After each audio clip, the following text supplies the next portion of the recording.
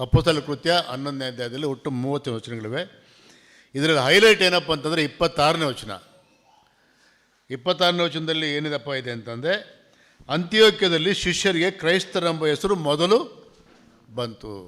Christians ಎಂಬುದಾಗಿ ಮೊದಲನೇ ಶತಮಾನದಲ್ಲಿ ಅಂತ್ಯೋಕ್ಯದಲ್ಲಿರುವಂಥ ಸಭೆಯ ಶಿಷ್ಯರನ್ನು ನೋಡಿ ಆ ಹೆಸರು ಬಂತು ಎನ್ನುವಂಥದ್ದು ಮುಖ್ಯವಾಗಿರುವಂಥ ಹೈಲೈಟ್. ಸೊ ಈ ಅಧ್ಯಾಯದಲ್ಲಿ ನಾನು 2 ಭಾಗವಾಗಿ ನಿಮ್ಮ ಮಧ್ಯೆ ಧ್ಯಾನ ಮಾಡಲಿಕ್ಕಿದ್ದೇನೆ. 3/4 ಗಂಟೆ ಸಮಯದೊಳಗೆ ಮುಗಿಸ್ತೇನೆ. ನಾನು ಇದನ್ನು 2 ಭಾಗವಾಗಿ ಧ್ಯಾನ ಮಾಡಲಿಕ್ಕಿದ್ದೇನೆ. ಅದರಲ್ಲಿ ಒಂದು ಭಾಗ 1ನೇ ವಚನದಿಂದ ಹಿಡಿದು 22ನೇ ವಚನದವರೆಗೆ ಯೆರೂಸಲೇಮಿನಲ್ಲಿ ನಡೆಯುವಂಥ ಸಂಗತಿಗಳು. ಸೀನಟ್ಸ್ ಯೆರೂಸಲೇಮ್ 1ನೇ ವಚನದಿಂದ 22ನೇ ವಚನದವರೆಗೆ ಯೆರೂಸಲೇಮಿನಲ್ಲಿ ನಡೆಯುವಂಥ ಸಂಗತಿಗಳು. ಕೆಲವು ಜನ ಬರ್ಕೊಳ್ತಾ ಇದ್ದಾರೆ, ತುಂಬ ಸಂತೋಷ, ಬರ್ಕೊಳ್ರಿರ್ಬೇಕಾರೆ. 2ನೇ ಭಾಗ 19ನೇ ವಚನದಿಂದ 26ನೇ ವಚನದವರೆಗೆ ಅಂತ್ಯೋಕ್ಯದಲ್ಲಿ ನಡೆಯುವಂಥ ಸಂಗತಿಗಳು. 1ನೇ ಭಾಗದಲ್ಲಿ ಯೆರೂಸಲೇಮ್ ನಡೆಯುವಂಥ ಸಂಗತಿಗಳು, 2ನೇ ಭಾಗದಲ್ಲಿ ಅಂತ್ಯೋಕ್ಯದಲ್ಲಿ ನಡೆಯುವಂಥ ಸಂಗತಿಗಳು ಏನಾಗಿದೆ ಅಂತೇಳಿ. ಯೆರೂಸಲೇಮ್ನಲ್ಲಿ ಮುಖ್ಯವಾಗಿ ನಾವು ಗಮನಿಸುವಾಗ 3 ಸಂಗತಿಗಳು ನಡೀತವೆ. 1ನೇದು 1ನೇ ವಚನದಿಂದ 3ನೇ ವಚನದವರೆಗೆ ಆರೋಪಣೆ. 2ನೇದು ಆ ಆರೋಪಣೆಗೆ ತಕ್ಕ ಉತ್ತರ. ಮತ್ತು 3ನೇದು ಆ ಒಂದು ಸಂತೋಷದ ಅಂಗೀಕಾರ. 3 ಭಾಗವೂ ನಾವು ಧ್ಯಾನ ಮಾಡೋಣ. 2ನೇ ಭಾಗದಲ್ಲಿ ಅಂತ್ಯೋಕ್ಯದಲ್ಲಿ ನಡೆಯುವಂಥ ಒಂದು ಸಂಗತಿಯಲ್ಲಿ ದೇವರ ಪ್ರತಿನಿಧಿಯ ಒಂದು ಕಾರ್ಯಕ್ರಮ, ಅದಾದಮೇಲೆ ದೇವರ ಸಹಕಾರಿಗಳಾಗಿರುವಂಥ ವ್ಯಕ್ತಿಗಳ ಪರಿಚಯ ನಾವು ನೋಡ್ತೇವೆ. 3ನೇದಾಗಿ ವಿಶ್ವಾಸಿಗಳ ಮಧ್ಯದಲ್ಲಿರುವಂಥ ಒಂದು ಸಹಾಯಕರವಾಗಿರುವಂಥ ಅನ್ಯೋನ್ಯತೆ. ಈ 3ನ್ನು ಕೂಡ ನಾವು ಧ್ಯಾನ ಮಾಡ್ಬೋದು. ಇದನ್ನು ನಾವು ಧ್ಯಾನ ಮಾಡಬೇಕಾದ್ರೆ ಇದರ ಒಂದು ಅರ್ಥ ನಿಮ್ಗೆ ಕ್ಲೀನಾಗಿ ಅರ್ಥ ಆಗ್ತದೆ. ಈಗ ಯೆರೂಸಲೇಮಿನಲ್ಲಿರುವಂಥ ಒಂದು ಭಾಗವನ್ನು ನೋಡೋಣ. ಯಾವ ಭಾಗ? 1ನೇ ವಚನದಿಂದ ಹಿಡಿದು 22ನೇ ವಚನದಲ್ಲಿರುವಂಥ ಒಂದು ಭಾಗ. ಯೆರೂಸಲೇಮಿನಲ್ಲಿ ಏನಾಗ್ತಾ ಇದೆ ಅಂತಂದರೆ, ಮೊದಲನೇ 3 ವಚನ ಓದ್ಬಿಡ್ರಿ. 11ನೇ ಅಧ್ಯಾಯ ಮೊದಲನೇ 3 ವಚನ. ಅನ್ಯ ಜನರು ಸಹ ದೇವರ ವಾಕ್ಯವನ್ನು ಅಂಗೀಕರಿಸಿದರೆಂಬ ಸಮಾಚಾರವನ್ನು ಅಪೊಸ್ತಲರು ಯೂದಾಯದಲ್ಲಿದ್ದ ಸಹೋದರರು ಕೇಳಿದರು. ಪೇತ್ರನು ಯೆರೂಸಲೇಮಿಗೆ ಬಂದಾಗ ಸುನ್ನತಿಯವರು, ನೀನು ಸುನ್ನತಿ ಇಲ್ಲದವರಲ್ಲಿ ಸೇರಿ ಅವರ ಸಂಗಡ ಊಟ ಮಾಡಿದೆಯಲ್ಲ ಎಂದು ಅವನ ಕೂಡ ವಿವಾದಿಸಿದರು. ಸಾಕು. So look at it. ಸ್ವಲ್ಪ ಆಲೋಚನೆ ಮಾಡಿರಿ. 10ನೇ ಅಧ್ಯಾಯದಲ್ಲಿ ಏನಾಗಿದೆ? ಮೊಟ್ಟ ಮೊದಲನೇ ಸರ್ತಿಗೆ ಪೇತ್ರನು ಹೋಗಿ ಅನ್ಯರಿಗೆ ಸುವಾರ್ತೆಯನ್ನು ಸಾರ್ತಾನೆ.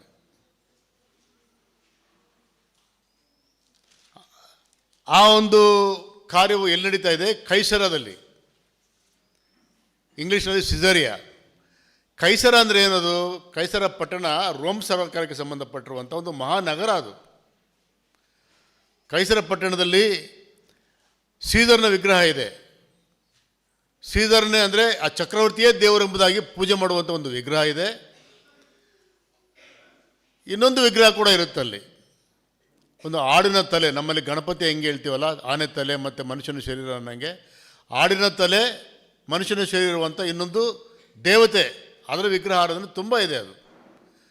ಮತ್ತು ಕೈಸರ ಅನ್ನುವಂಥದ್ದು ರೋಮ್ ಪಟ್ಟಣವಾದ್ದರಿಂದ ಎಲ್ಲ ಥರವಾಗಿರುವಂಥ ಪಾಪಕೃತ್ಯಗಳಿಗೆ ಅದು ಮಹಾನಗರ ಕೂಡ. ಅದು ಅಂಥ ಒಂದು ದುಷ್ಟಕ್ಕೆ ತುಂಬಿರುವಂಥ, ವಿಗ್ರಹಾರ್ಧನೆ ತುಂಬಿರುವಂಥ ಒಂದು ನಗರದಲ್ಲಿ ಕೊರ್ನೇಲಿ ಎಂಬಂಥ ಒಬ್ಬ ದೇವಭಕ್ತನು, ಅನ್ಯನು, ನಿಜ ದೇವರನ್ನು ತಿಳಿಯದೆ ಭಕ್ತಿ ಮಾರ್ಗದಲ್ಲಿರುವಂಥವನಿಗೆ ಸುವಾರ್ತೆ ಸಾರಬೇಕೆಂಬುದಾಗಿ ದೇವರು ಪೇತ್ರನನ್ನು ಕಳಿಸ್ಕೊಡ್ತಾನೆ. ಪೇತ್ರ ಎಲ್ಲಿರ್ತಾನೆ? ಯೊಪ್ಪದಲ್ಲಿರ್ತಾನೆ. ಅವನಿಗೆ ದರ್ಶನ ಉಂಟಾಗ್ತದೆ. ಆ ದರ್ಶನದ ಮೇರೆಗೆ ಹೋಗ್ತಾನೆ, ಸುವಾರ್ತೆ ಸಾರ್ತಾನೆ. ಸುವಾರ್ತೆ ಸಾರಿದಾಗ ಅನೇಕರು, ಗ್ರೀಕರು, ಅನ್ಯರು ದೇವರನ್ನು ನಂಬ್ತಾರೆ. ಈಗ ರೋಮ್ ಸರ್ಕಾರಕ್ಕೆ ಸಂಬಂಧಪಟ್ಟಿರುವಂಥ ಕೈಸರ ಪಟ್ಟಣದಲ್ಲಿ ಪ್ರಥಮವಾಗಿ ಒಂದು ಸಭೆ ಪ್ರಾರಂಭ ಆಗಿದೆ ಅಲ್ವಾ? ಒಂದು ಸಭೆ ಪ್ರಾರಂಭ ಆಗಬೇಕಾದ್ರೆ ಸುಲಭ ಇದೆಯಾ? ಸುಲಭ ಇಲ್ಲ. ಅದು ಅನ್ಯ ರಾಷ್ಟ್ರದಲ್ಲಿ, ವಿಗ್ರಹಾರಾಧನೆ ತುಂಬಿರುವಂಥ ಸ್ಥಳದಲ್ಲಿ, ಗ್ರೀಕರ ಮಧ್ಯದಲ್ಲಿ ಒಂದು ಸಭೆ ಪ್ರಾರಂಭ ಆಯಿತು. ಎಷ್ಟು ಸಂತೋಷದ ವಿಷಯ ಅಲ್ವಾ? ಪೇತ್ರನು ಈ ಕಾರ್ಯವನ್ನು ಮುಗಿಸಿ ಎಲ್ಲಿ ಹೋಗ್ತಾಯಿದ್ದಾನೆ? ತನ್ನ ಮನೆ, ಹೋಮ್ ಅಸೆಂಬ್ಲಿ ಅಂತ ಹೇಳ್ತೀವಲ್ಲ, ತನ್ನ ಸ್ವಂತ ಸ್ಥಳವಾಗಿರುವಂಥ ಯೆರೂಸಲೇಮ್ಗೆ ಹೋಗ್ತಾ ಇದ್ದಾನೆ. ಅವನು ಅಂದ್ಕೊಳ್ತಾನೆ, ನಾನು ಯೆರೂಸಲೇಮ್ಗೆ ಹೋಗ್ತಾ ಇದ್ದೀನಿ, ಸಭೆಯವರೆಲ್ಲ ಕಾಯ್ತಾ ಇರ್ತಾರೆ. ಯಾಕಂದರೆ ಈ ಸುದ್ದಿ ಅಲ್ಲಿ ಹೋಗ್ಬಿಟ್ಟಿದೆ ಆಗಲೇ. ಪೇತ್ರ ಸುವಾರ್ತೆ ಸಾರಿದ್ದಾನೆ, ಅನೇಕರು ಸ್ವಾಮಿ ನಂಬಿದ್ದಾರೆ, ಸಭೆ ಪ್ರಾರಂಭವಾಗಿದೆ, ಹಾಲೆಲೂಯ ಸ್ತೋತ್ರ ಅನ್ನುವಂಥ ಒಂದು ವಾತಾವರಣ ಪೇತ್ರನಿಗೆ ಭಾರಿ ಖುಷಿ. ನಾನು ನಮ್ಮ ಸಭೆಗೆ ಹೋದ ಕೂಡಲೇ ಜನರಲ್ಲಿ ಏನು ಮಾಡ್ತಾರೆ, ನನ್ನ ಅಭಿನಂದಿಸ್ತಾರೆ, ನನ್ನನ್ನು ಮೆಚ್ಕೊತಾರೆ. ಬ್ರದರ್ ನೀವು ಒಳ್ಳೆ ಸೇವೆ ಮಾಡಿದ್ದೀರಿ ಬ್ರದರ್ ಅಂತ ಹೇಳ್ತಾರೆ ಅಂತ ಅಂದ್ಕೊಂಡು ಬರ್ತಾನೆ. ಆದರೆ ಇಲ್ಲಿ ಬಂದಾಗ ಏನಾಗಿದೆ, ಹೆಚ್ಚು ಕಮ್ಮಿ ಒದ್ಬಿಟ್ಟು ಹೊರಗೆ ಹಾಕೋ ಸ್ಥಿತಿ ಬಂದ್ಬಿಟ್ಟಿದೆ ಅಲ್ವಾ? ನೋಡ್ರಿ 2ನೇ ವಚನ ನೋಡಿ. ಪೇತ್ರನು ಯೆರೂಸಲೇಮಿಗೆ ಬಂದಾಗ ಸುನ್ನತಿಯವರು ನೀನು ಸುನ್ನತಿ ಇಲ್ಲದವರು ಸೇರಿ ಅವರ ಸಂಗಡ ಊಟ ಮಾಡಿದೆಯಲ್ಲ ಎಂದು ಅವನು ಕೂಡ ಮಾಡುವಂಥ ಒಳ್ಳೆ ಕಾರ್ಯಕ್ರಮಗಳಲ್ಲಿ ಏನಾಯ್ತು, ಈಗ ಹೊಂಟೋಯ್ತು. ಈಗ ಸಭೆಯಲ್ಲಿ ಗಲಾಟೆ. ಏನೋ ನೀನು ಸುನ್ನತಿ ಇಲ್ಲದವ್ರ ಜೊತೆಗೆ ಹೋಗ್ಬಿಟ್ಟು ನೀನು ಊಟ ಮಾಡ್ಕೊಂಡು ಬಂದಿದೀಯಾ, ನೀನು ಕೇಳೋದಲ್ಲದೆ ಈ ಸಭೆನ ಕೆಡಿಸ್ತಾ ಇದೆಯಾ ನೀನು ಅಂಥೇಳಿ ಪೇತ್ರನ ಮೇಲೆ ದೊಡ್ಡ ಗಲಾಟೆ ಅನ್ನುವಂಥದ್ದು ಪ್ರಾರಂಭ ಆಗಿದೆ. ಇವರು ಎಲ್ಲಿಂದ ಬಂದರು ಈ ಸುನ್ನತಿಯವರು? ಸುನ್ನತಿಯವರು ಯಾರಪ್ಪ ಅಂತಂದರೆ ಇವರು ಯಹೂದ್ಯರು. ಯೇಸು ಕ್ರಿಸ್ತನ ನಂಬಿರುವಂಥವರು ಸುನ್ನತಿಯವರು ಎಂಬುದಾಗಿ ಕರೆಯಲ್ಪಡ್ತಾ ಇದ್ದಾರೆ. ಸುನ್ನತಿ ಇಲ್ಲದೇ ಇರುವವರು ಅಂತಂದರೆ ಯಾರು? ಯಹೂದ್ಯರು ಅಲ್ಲದೇ ಇರುವಂಥವ್ರು, ಗ್ರೀಕರು ಇರ್ಬೋದು, ಇನ್ನೊಬ್ಬರು ಇರ್ಬೋದು. ಇವರು ಅಲ್ಲಿ ಸೇವೆ ನಡೀತಾ ಇದೆ ಅಂತ ಸಂತೋಷ ಪಡ್ತಾ ಇಲ್ಲ. ಈ ಸುನ್ನತಿ ಇರುವಂಥ ಯಹೂದ್ಯರು ಏನು ಮಾಡ್ತಾ ಇದ್ದಾರೆ ಅಂತಂದರೆ, ನೀನು ಯಾಕೆ ಅಲ್ಲೋದೆ? ಇವರು ಏನು ನಂಬ್ತಾರಪ್ಪ ಅಂತಂದರೆ, ಈ ಸುನ್ನತಿ ಇರುವಂಥವರು ಯೇಸು ಕ್ರಿಸ್ತನ ಮುಖಾಂತರವಾಗಿ ಹೆಚ್ಚು ಕಮ್ಮಿ ಅಪೊಸ್ತಲರ ಕೃತ್ಯ 2ನೇ ಅಧ್ಯಾಯದಲ್ಲಿ ಯೇಸುವನ್ನು ನಂಬಿದ್ದಾರೆ, ಇವರು ರಕ್ಷಣೆ ಹೊಂದಿದ್ದಾರೆ. ಆದರೆ ಇವರ ಒಂದು ಪ್ರತಿಪಾದ ಏನಪ್ಪ ಅಂತಂದರೆ, ಸುನ್ನತಿ ಇರುವಂಥವ್ರ ಪ್ರತಿಪಾದ, ಕೂತ್ಕೊಂಡ್ರೆ ಎಲ್ಲ ಹೋಗ್ತಿದ್ದೀರ ನೀವು? ಕೂತ್ಕೊಂತೀಯ ಅಲ್ಲಿ ಕುರ್ಚಿ ಮೇಲೆ? ಕೂತ್ಕೋ, ಹೊರಗೋಬೇಡ. ಹೊರಗಡೆ ಯಾರು ಇದ್ದಾರೆ ನೋಡಿ, ಸ್ವಲ್ಪ ಹಂಗೆ ಇದ್ದಾರೆ, ಕರ್ಕೊಂಬ. ನೀವು ಸ್ನೇಹಿತರು ಯಾರು ಇದ್ದಾರೇನೋ? ಸೊ ಈ ಸುನ್ನತಿಯವ್ರು ಏನಪ್ಪ ಅಂತಂದರೆ ಸ್ವಾಮಿ ನಂಬಿದ್ದಾರೆ. ಆದರೆ ಏನಪ್ಪ ಅಂದರೆ ಸ್ವಾಮಿ ನಂಬಿದ್ರೆ ಸಾಕಾಗೋದಿಲ್ಲ, ಸುನ್ನತಿ ಮಾಡಿಸ್ಕೋಬೇಕು. ಇವ್ರು ಯಾಕಂದರೆ ಇವರು ಯಹೂದ ಧರ್ಮದಿಂದ ಬಂದಿರುವಂಥವರು.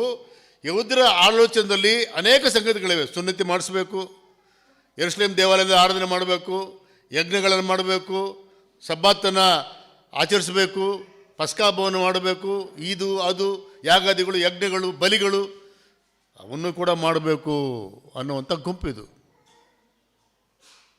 ಆದರೆ ದೇವರ ವಾಕ್ಯ ಏನು ಹೇಳುತ್ತೆ?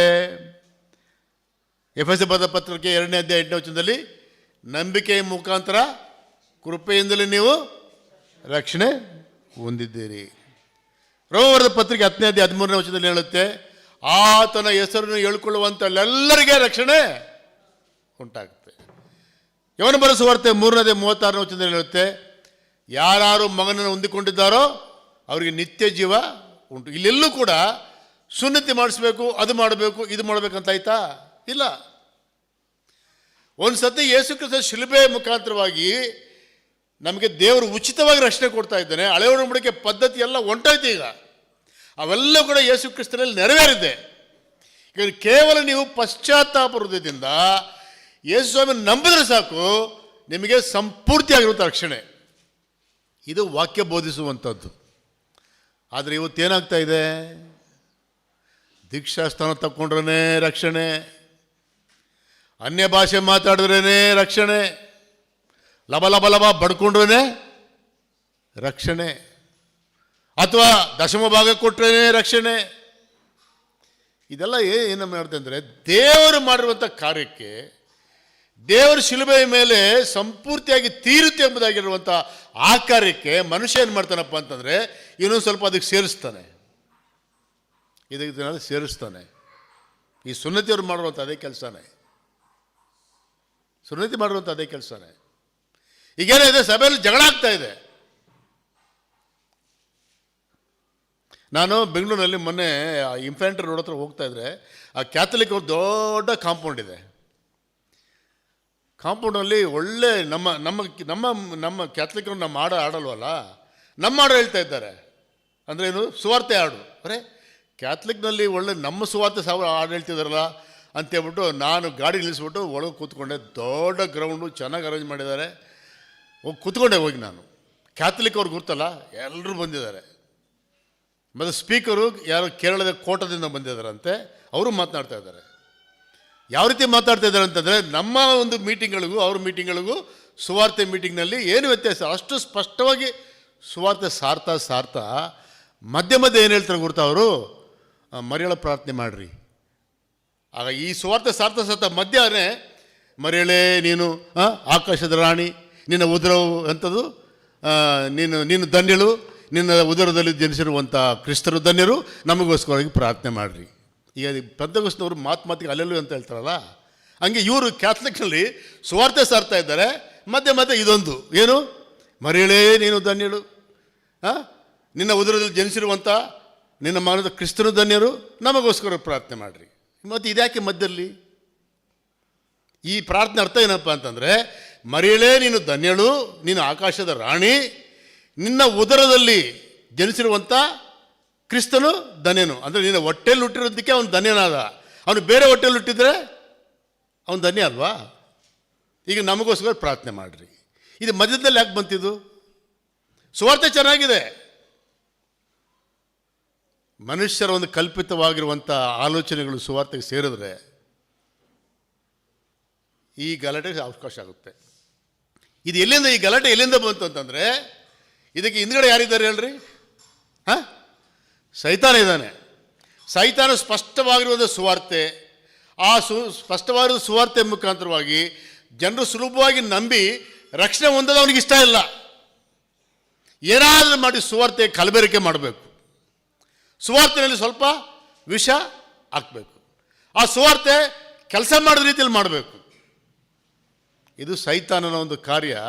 ಯಾರ ಮುಖಾಂತರ ಮಾಡ್ತಾ ಇದ್ದಾನೆ? ಈಗ ಯಾರ ಮುಖಾಂತರ ಮಾಡ್ತಾ ಇದ್ದಾನೆ? ಈ ಸುನ್ನತಿಯವರ ಒಂದು ಸಂತತಿ ಅನ್ನುವಂಥದ್ದು ಸಭೆಯಲ್ಲಿ ಪ್ರಾರಂಭ ಆಗಿದೆ. ದಯಮಾಡಿ ಒಂದು ಮಾತು ಓದ್ರಿ, ಅಪೊಸ್ತಲರ ಕೃತ್ಯ 1ನೇ ಅಧ್ಯಾಯ 14ನೇ ವಚನ ಓದ್ರಿ. ಅಪೊಸ್ತಲರ ಕೃತ್ಯ 1ನೇ ಅಧ್ಯಾಯ 14ನೇ ವಚನ.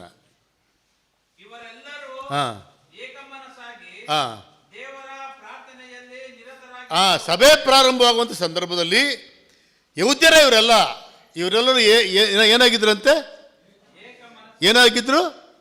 ಏಕ ಮನಸ್ಸಾಗಿದ್ರು. ಈಗೇನಾಗಿದೆ?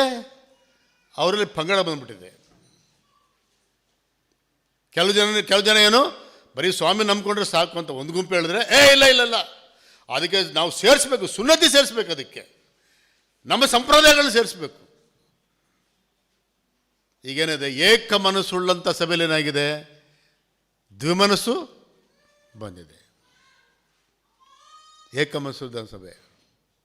ಪಾಪ ಪೇತ್ರನು ಅಷ್ಟು ದೂರದಿಂದ ಬರ್ತಾನೆ, ಕಷ್ಟಪಟ್ಟು ಸೇವೆ ಮಾಡಿಕೊಂಡು. ಇಲ್ಲಿ ಪೇತ್ರನಿಗೆ ಏನು ಹೇಳ್ತಾರೆ? ಮುಳೆ ಮುರಿತಾ ಇದ್ದಾರೆ. ಸೇವೆ ಮಾಡ್ಕೊಂಡು ಬಂದಿದ್ದಾನೆ. ಅವನು ಮಾಡುವಂಥ ಸೇವೆ ಮುಖ್ಯ ಅಲ್ಲ ಅವ್ರಿಗೆ. ನೀನು ಸುನ್ನತೆ ಇಲ್ಲದವರ ಮಧ್ಯದಲ್ಲಿ ಏನು ಮಾಡಿದಾನಂತೆ? ಪಾಪ ಮಾಡಿದಾನ? ಏನು ಮಾಡಿದಾನ ಅವನು? ಊಟ ಮಾಡಿದ್ದಾನೆ. ಅನೇಕ ರಕ್ಷಣೆ ಹೊಂದಿದ್ದಾರೆ, ದೀಕ್ಷಾಸ್ಥಾನ ತಗೊಂಡಿದ್ದಾರೆ, ಸಾಕ್ಷಿ ಕೊಡ್ತಾ ಇದ್ದಾರೆ, ಸಂತೋಷವಾಗಿದ್ದಾರೆ. ಆ ಸಂತೋಷದಲ್ಲಿ ಊಟ ಮಾಡ್ತಾ ಇದ್ದಾರೆ. ಪೇತ್ರನು ಊಟ ಮಾಡ್ತಾನೆ. ತಪ್ಪೇನ್ರಿ? ಸಭೆಯಲ್ಲಿ ಯಾವ ವಿಷಯಗಳು ಮಾತಾಡಬೇಕು? ನಮ್ಮ ಸಭೆಯಲ್ಲಿ ಬಿಸ್ನೆಸ್ ಮೀಟಿಂಗ್ ಇಟ್ಕೊಳ್ತೀವಿ ಅಂದ್ಕೊಳ್ರಿ.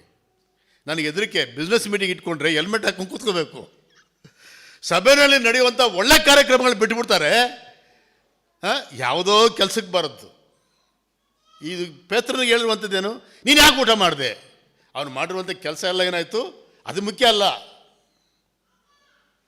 ದಯಮಾಡಿ ಸಭೆಯಲ್ಲಿ ವಿಭಾಗ ಆಗಲಿಕ್ಕೆ, ಸಭೆಯಲ್ಲಿ ಒಡಕು ಬರಲಿಕ್ಕೆ ಸೈತಾನನು ಸಭೆ ವ್ಯಕ್ತಿಗಳನ್ನೇ ಉಪಯೋಗಿಸ್ಕೊಳ್ತಾನೆ. ಹೊರಗಡೆಯವರಲ್ಲ, ಇವರೆಲ್ಲ ಹಿಂದೂಗಳಲ್ಲ, ಅನ್ಯರಲ್ಲ. ಯಾವುದೋ ಒಂದು ಕಾರಣ ತಗೊಂಡು ಸಭೆ ಐಕ್ಯತೆ ಒಡೆಯುವಂಥ ಕಾರ್ಯಕ್ರಮ ಯಾರು ಮಾಡ್ತಾರೆ ಹೇಳ್ರಿ? ಸೈತಾನ ಮಾಡ್ತಾನೆ. ಅದಕ್ಕೆ ಕೋಆಪರೇಷನ್ ಯಾರು ಕೊಡ್ತಾರೆ? ವಿಶ್ವಾಸಿಗಳೇ ಕೊಡ್ತಾರೆ. ಸಭೆಯವರು ಅಂತಂದರೆ ಮತ್ತೆ ಇದಾಗುತ್ತೆ ಪಾಪ.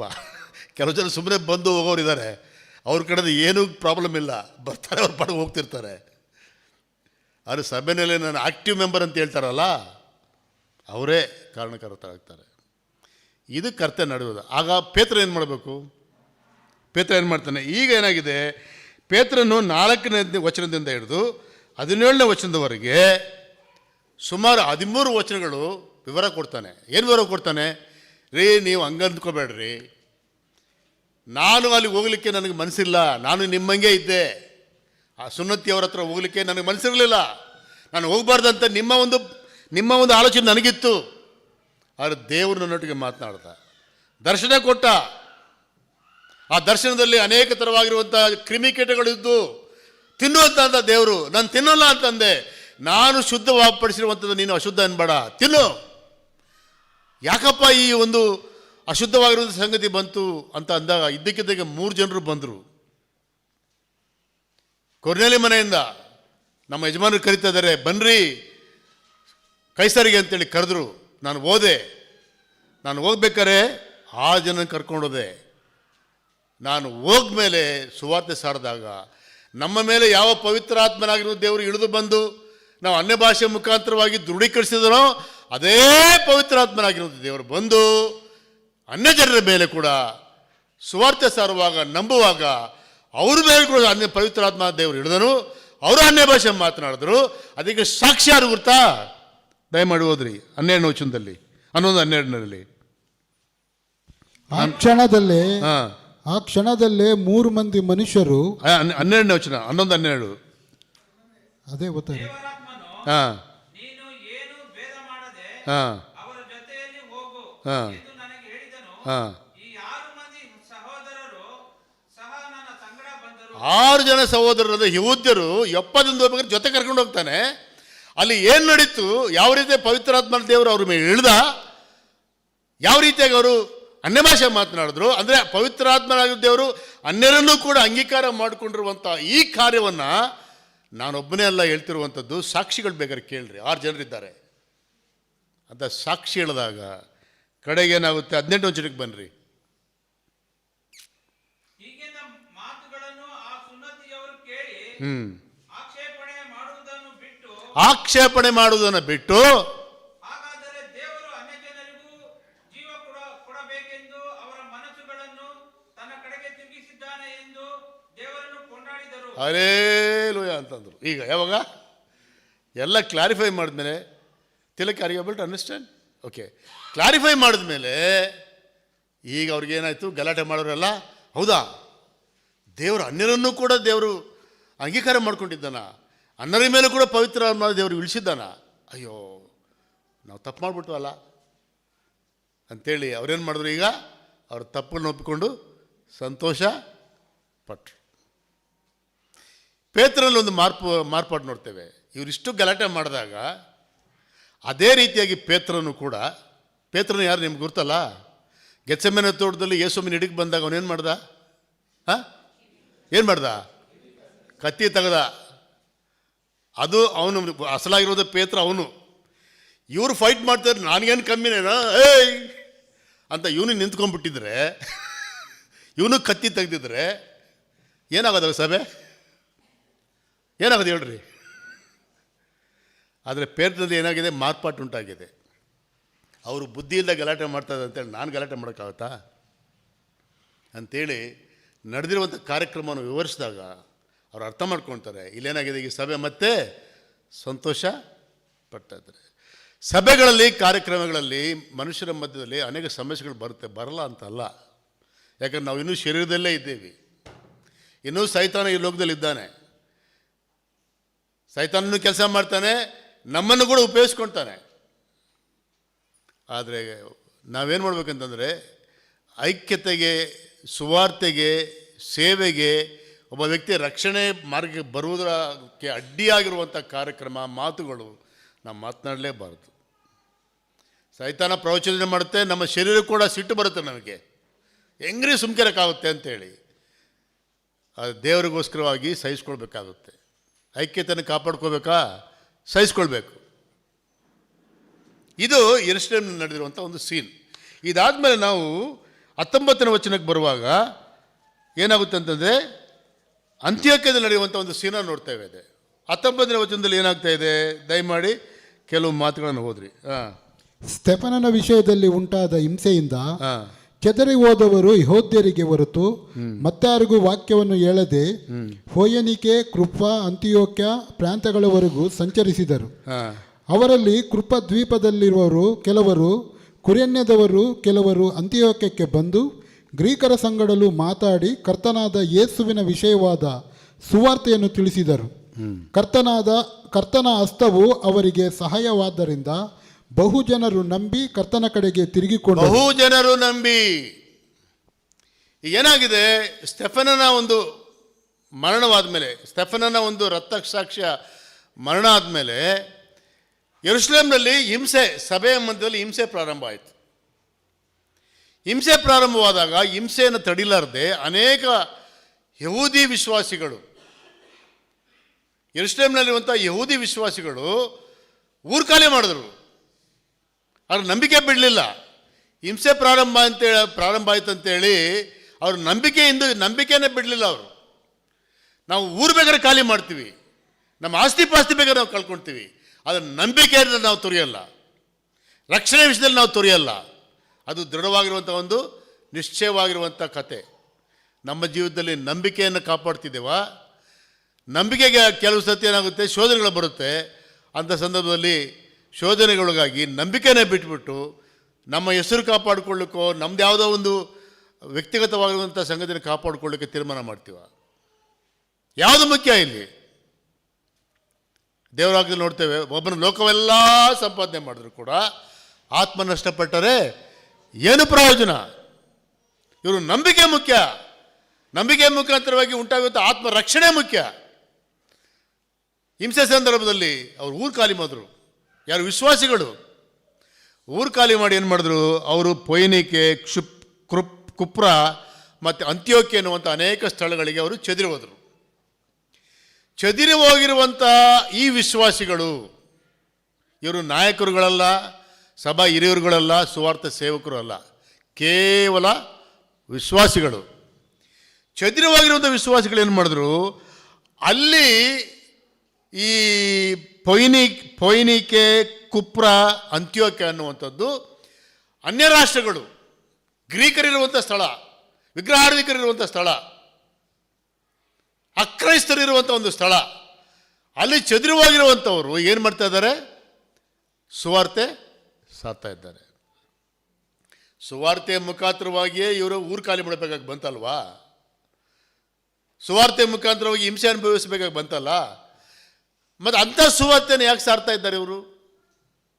ಅಂಥ ಸುವಾರ್ತೆಯನ್ನು ಯಾಕೆ ಸಾರ್ತಾ ಇದ್ದಾರೆ? ದಯಮಾಡಿ ಯೆರೆಮೀಯನ ಗ್ರಂಥ 20ನೇ ಅಧ್ಯಾಯ 9ನೇ ವಚನ. ಯೆರೆಮೀಯನ ಗ್ರಂಥ 20:9. ಯೆರೆಮೀಯನ ಗ್ರಂಥ 20:9. ನಾನು ಯೆಹೋವನ ವಿಷಯವನ್ನು ಪ್ರಕಟಿಸುವೆನು, ಆತನ ಹೆಸರಿನಲ್ಲಿ ಇನ್ನೂ ಮಾತಾಡನು ಎಂದುಕೊಂಡರೆ. ನಾನು ಇಲ್ಲಿ ನೋಡಿ, ಓದ್ಬೇಕಾದ್ರೆ ಸ್ವಲ್ಪ ಕ್ಲಾರಿಟಿ ಬೇಕೀಗ. ನಾನು ಯೆಹೋವ ವಿಷಯವನ್ನು ನಾನು ಪ್ರಕಟಿಸಿನಂದ್ರೆ ನಾನು ಪ್ರಕಟ ಮಾಡೋದಿಲ್ಲ. ಆತನ ಹೋದ್ರಿ ಆತನ ಹೆಸರಿನಲ್ಲಿ ಇನ್ನು ಮಾತಾಡೇನು. ಆತನ ಹೆಸರಿನಲ್ಲಿ ಇನ್ನು ಮಾತಾಡೇನು ಅಂದ್ರೆ ಆತನ ಹೆಸರಿನಲ್ಲಿ ಇನ್ಮೇಲೆ ನಾನು ಮಾತಾಡಲ್ಲ, ನಾನು ಸುವಾರ್ತೆ ಸಾರಲ್ಲ, ನಾನು ಸಾಕ್ಷಿ ಕೊಡಲ್ಲ, ಯೇಸು ಕ್ರಿಸ್ತನ ವಿಷಯವನ್ನು ಯಾರಿಗೂ ನಾವು ತಿಳಿಸಲ್ಲ ಅಂತ ನಾನು ಅನ್ಕೊಂಡ್ರೆ, ಯಾರು ಹೇಳ್ತಿದ್ದೆ? ಯೆರೆಮೀಯನು ಹೇಳುವಂಥ ಮಾತಿದ್ದು ಅಂತ ಅನ್ಕೊಂಡ್ರೆ, ಉರಿಯುವ ಬೆಂಕಿಯು ನನ್ನ ಎಲುಬುಗಳಲ್ಲಿ ಅಡಕವಾಗಿದೆಯೋ ಎಂಬಂತೆ ನನ್ನ ಹೃದಯದಲ್ಲಿ ಎಲುಬುಗಳಲ್ಲಿ ಉರಿಯುವ ಬೆಂಕಿ. ಇಲ್ಲಿರುವಂಥ ವಿಶ್ವಾಸಿಗಳಿಗೆ ಈ ಬೆಂಕಿ ಇದೆಯಾ?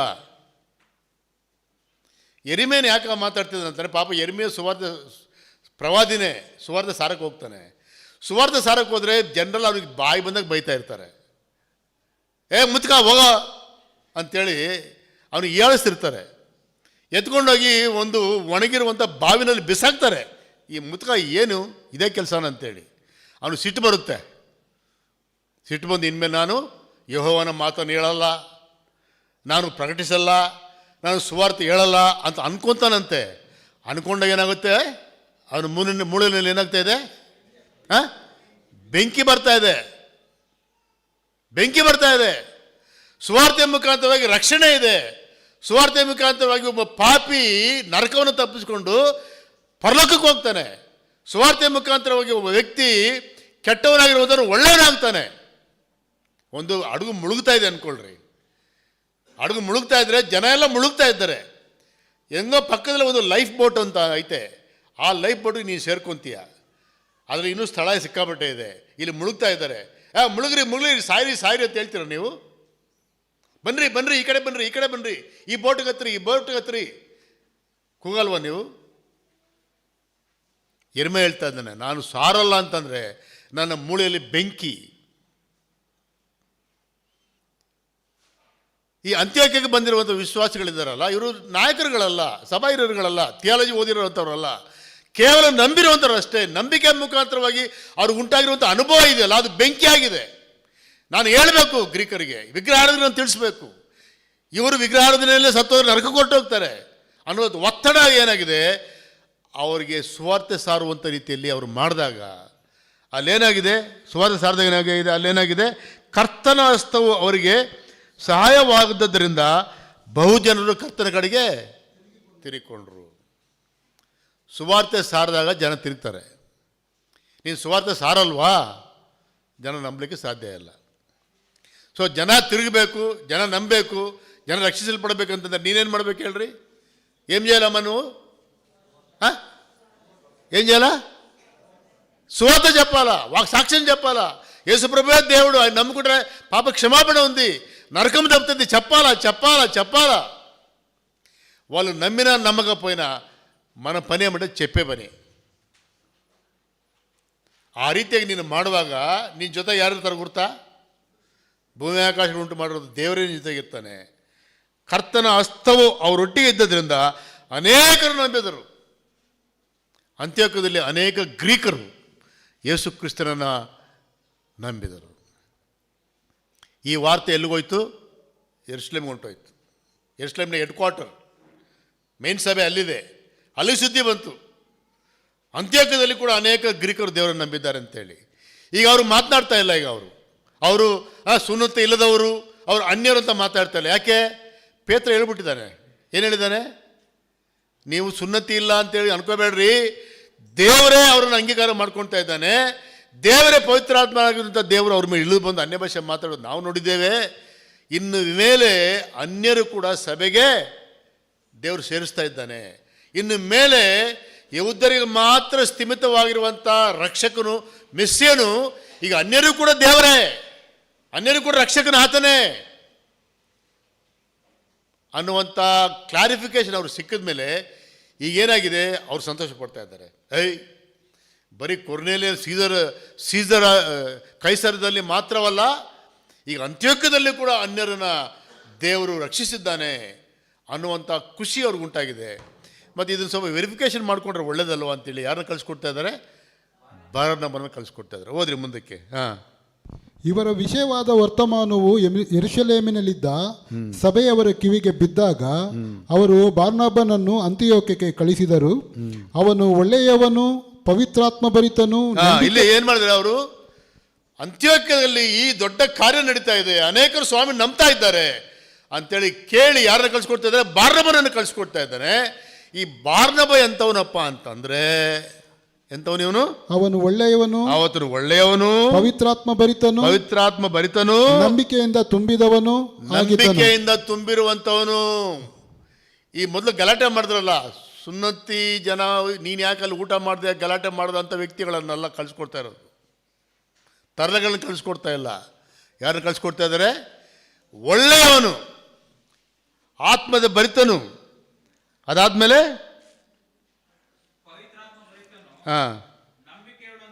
ನಂಬಿಕೆಯಿಂದ ತುಂಬಿರುವಂಥವನು. ಅವನ ಬಾರ್ನಬನನ್ನ ಇಲ್ಲಿ ಕಳಿಸ್ಕೊಡ್ತಾನೆ. ಬಾರ್ನಬ ಬಂದ್ಮೇಲೆ ಏನು ಮಾಡ್ತಾ ಇದ್ದಾನೆ? ಆದ ಕಾರಣ ಅಲ್ಲಿಗೆ ಬಂದು ದೇವರ ಕೃಪಾ ಕಾರ್ಯವನ್ನು ನೋಡಿದಾಗ, ಅಲ್ಲಿ ಬಂದು ಬಾರ್ನಬ ಅಲ್ಲಿ ಬಂದು ದೇವರು ಮಾಡಿರುವಂಥ ಕೃಪಾ ಕಾರ್ಯವನ್ನು ನೋಡಿ ಬಾರ್ನಬ ಏನು ಮಾಡ್ತಾ ಇದ್ದಾನೆ? ಸಂತೋಷಪಟ್ಟು. ದೇವರ ಕಾರ್ಯ ನಡಿಬೇಕಾದ್ರೆ ನಾವೇನು ಮಾಡ್ಬೇಕು? ಸಂತೋಷ ಪಡ್ಬೇಕಾ ಬೇಡ?